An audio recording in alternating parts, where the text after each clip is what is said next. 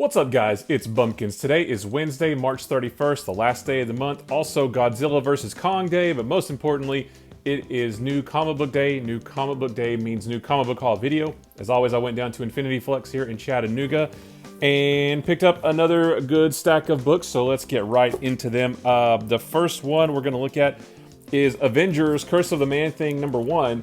I actually was going to pass on this altogether, but Jason at Infinity Flux in their Tuesday preview videos, where they talk about all the books coming out the next day, he totally sold me on this. To be honest, I don't really know what the story is, but it does sound mysterious enough to where it piqued my interest and I want to check it out. So I picked up this one. I picked up the Gleason variant, which sort of matches the variants that he's been doing for Amazing Spider-Man 55. There were 3 of them. There was a white, a red, and a blue one. I got all 3 of those, so I got this one to match. And I got the Gleason variant of Carnage, Black, White, and Blood from last week that also matches that. So I guess that's a thing. Anytime Gleason does one of these types of covers, I got to get it. But the story sounded good too, so we'll check that out. Next up is Beta Ray Bill, #1, I think, of 5. I got the Stormbreakers variant just because I thought that looked cool. Beta Ray Bill is cool. I haven't read too much of him over the years. I do remember him from the 90s, popping up in the Thor books that I read back then. I know he started with the Walt Simonson run, but I just wanted to try it out. I thought that looked cool and it sounds good, so we'll check that out as well. I picked up Black Cat #4. I'm not real sure why. This isn't. I did start on this series because it tied into King in Black, which it isn't anymore, and I haven't read any of those yet. But I figured, why not? Let's stick with it. I've always liked Black Cat, so we'll just stick that in the pile to read whenever we get around to it.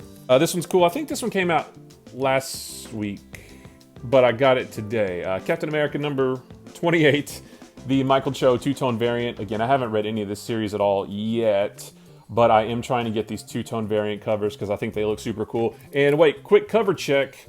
It doesn't look like you can see through the white of this. Oh, maybe you can't. Never mind. If you try hard enough, you can see through the white a little bit down here. Again, Marvel, why are you skimping on the paper quality on these covers? Give us a nice cardstock or something like that for these kinds of covers. I cannot stand when a cover is white and you can see through it. Do better, Marvel. So the requisite King in Black books for this week. King in Black is winding down, but there are still a handful to get. So King in Black, Ghost Rider #1. Just because it's King in Black, so I had to grab that.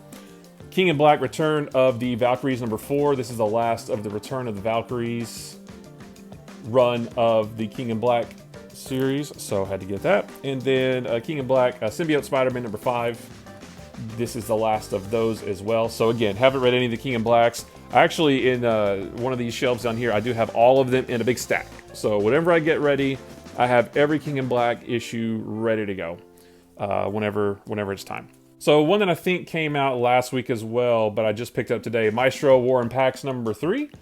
I haven't read the first 2. I haven't even read the first Maestro miniseries yet, but I like the Maestro. I've liked him ever since I picked up Hulk Future Imperfect #1 and 2 in the 90s. I still have those original ones, and I like this character, so I had to go with that. Silk #1. Just thought I'd try this out as well. I want to say this is a 5-issue miniseries as well. I think either last week or the week before I said I was trying to cut back on some of the Marvel miniseries because there's a bunch of them. I don't necessarily need to get them all. I guess I'm not having much luck trimming back on those yet. I like Silk. She's in the Spider family, so I wanted to read this one too, so don't judge me. The Union #4. This, much like Black Cat, this started out as being a King in Black tie-in. It is no longer, but I'm still buying them. I need to read these to figure out if I want to keep buying this or not. I don't really feel a special connection to any of these characters. I like Union Jack. But yeah, I don't know. I just, I'm right now I'm buying it just because I've got the first 3 and I'm just on that train. But I need to start reading these to figure out if it's time to jump off or not. One series I have been reading, I'm just 1 issue behind on this, US Agent #4. This is, I think, a 5-issue miniseries as well. Again, with the miniseries. But I like the first 2 issues. I've still got #3 to read down in my reading box down here. But it's pretty entertaining so far. Plus, you know, U.S. Agent, or I'm sorry, John Walker has popped up in Falcon and the Winter Soldier, so it's good to sort of have a new story to go along with having that character now be introduced in the MCU. So that's super fun. One that I'm really looking forward to is XMen Legends #2. I did read the first one of this. I thought it was really fun, taking us back to 90s X-Men. I think it takes place right around X-Men number, was it 30-something? Or 20-something from back in the 90s? I don't know, but it was back in that 90s goodness of X-Men. Brett Booth on this cover and the interior art was enough. You know, it could have just been the X-Men sitting in a chair for 20 pages, and if Brett Booth is drawing it, I'm going to buy it. So, yeah, super excited to read that one. And I had to pick up the action figure variant as well of Adam X, just because I like these action figure variant covers. I've got a pretty good collection of them at this point, but there's more to get, so that'll add to it. That's all the Marvel, but moving on DC, there was a couple. It was a light week for DC. I've only got 3 here. Batman and Catwoman #4. I got the Jim Lee variant with the awesome. That is Batman and Catwoman's daughter, but I haven't read this series yet, so I don't know if they're calling her Batwoman, or I'm not sure what her name is, but that's an awesome costume. I love that costume. No cape, big ears, big yellow. I've seen like fan art of like Batman having a big yellow bat symbol on the chest, which I think is super cool. I've always thought it would be cool for him. If we can't go back to the classic yellow oval bat symbol, I would love it if he had like a big yellow one. I think that would be super cool. So yeah, I just thought, yeah. Well, I mean, I didn't buy it just because I thought the cover was cool. Obviously, I'm getting the series anyway, but what a cool cover by Jim Lee. The Flash #768. This is the first issue of Flash in the Infinite Frontier era.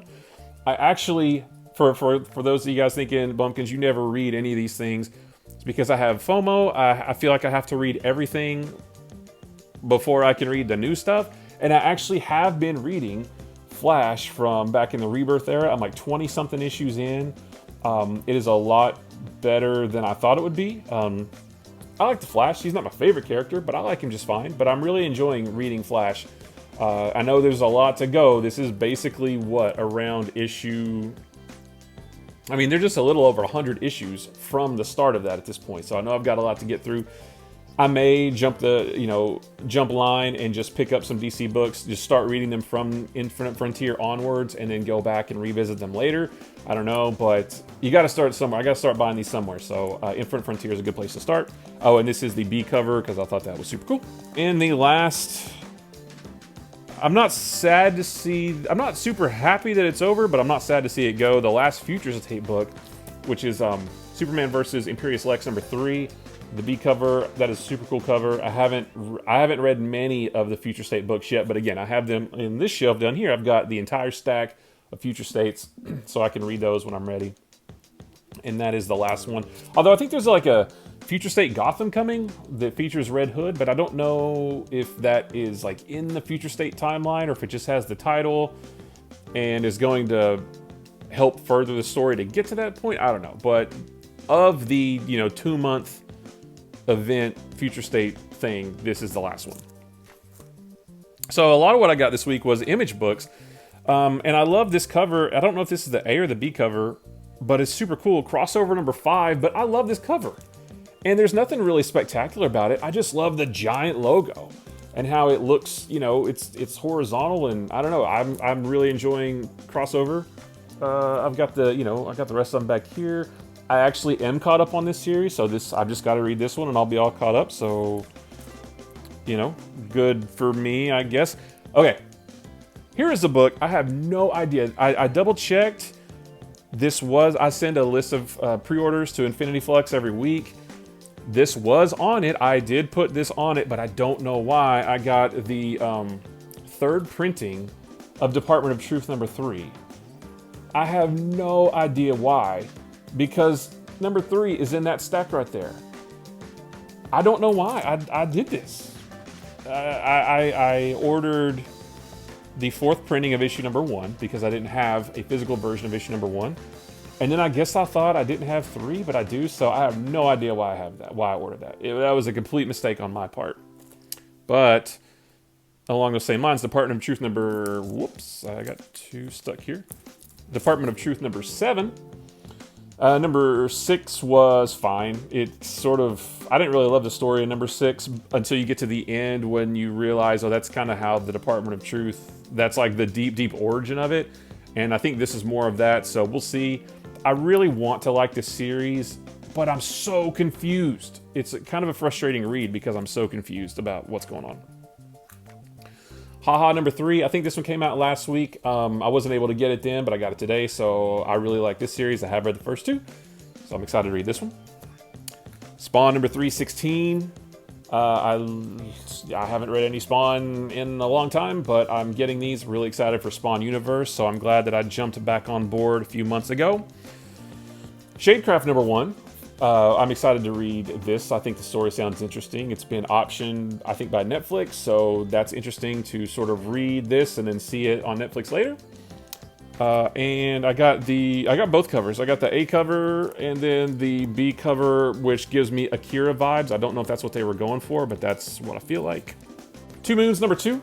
I read the first issue and I didn't love it, but I don't ever want to judge a comic based on just one issue, so I'm gonna stick around for at least this issue to see if the story gets any better.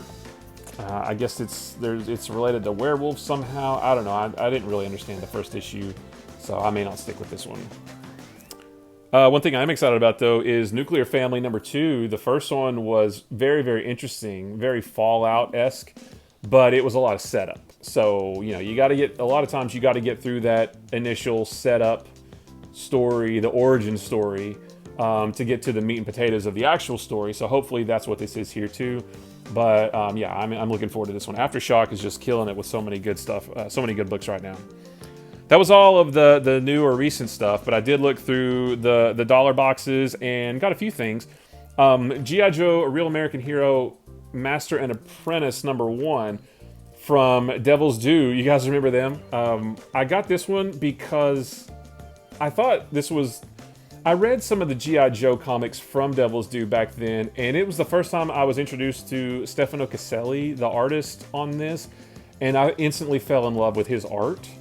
And I thought this was part of that run. I think it's actually a different, like, mini-series, so, but the art is fantastic. That's pretty much the only reason I got it.